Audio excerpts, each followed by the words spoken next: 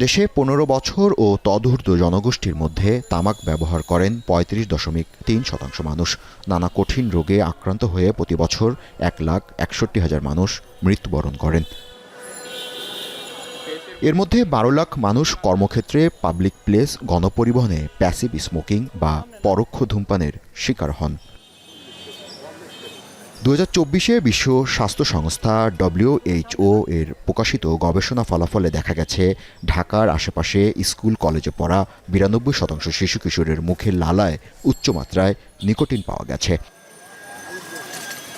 এমন প্রেক্ষাপটে তামাক ও তামাকজাত পণ্যের আলোচনা সভার আয়োজন করেন আহ্ছানিয়া মিশন। অনুষ্ঠানে যোগ দিয়ে ডেপুটি অ্যাটর্নি জেনারেল বলেন, গণঅভ্যুত্থান পরবর্তী এ রাষ্ট্রের উচিত তামাক কোম্পানির ছোবল থেকে তরুণ তরুণীদের সুরক্ষা প্রদান করা। থাকে বা মেলেন যারা থাকে, তারা পোস্টারের মধ্যে যদি সিগারেট খায় বা সিগারেট খাওয়া সহ যেটা মানে উঠে আসে, এটা আসলে পুরোপুরিভাবে অবৈধ। এটা নিয়ে আমাদেরকে ভয়েস রেজ করতে হবে। আমাদেরকে এটা নিয়ে ভয়েস রেজ না করলে এগুলো চলতে থাকবে। অনুষ্ঠানে স্বাস্থ্যখাত সংস্কার কমিশনের সদস্য সৈয়দ আকরাম হোসেন বলেন, নিয়ন্ত্রণ আইন শক্তিশালীকরণের যুগান্তকারী উদ্যোগ হাতে নিয়েছে সরকার। তামাকজাত দ্রব্য প্রদর্শন নিষিদ্ধ, খুচরা বিড়ি সিগারেট বিক্রি বন্ধ, ই সিগারেট পুরোপুরি বাতিলেও সরকারের পদক্ষেপ রয়েছে। ৩০% ক্যান্সারের কারণ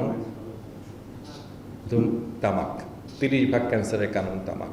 মাত্রাটা ক্রমশ বেড়ে যাচ্ছে। এর মধ্যে নারী শিক্ষার্থীদের মধ্যেও এটা অনেক বাড়ছে।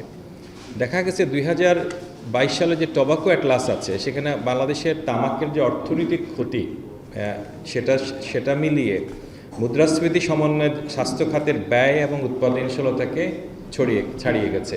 সেটা প্রায় ৪২,৪35.৬৮ কোটি টাকা।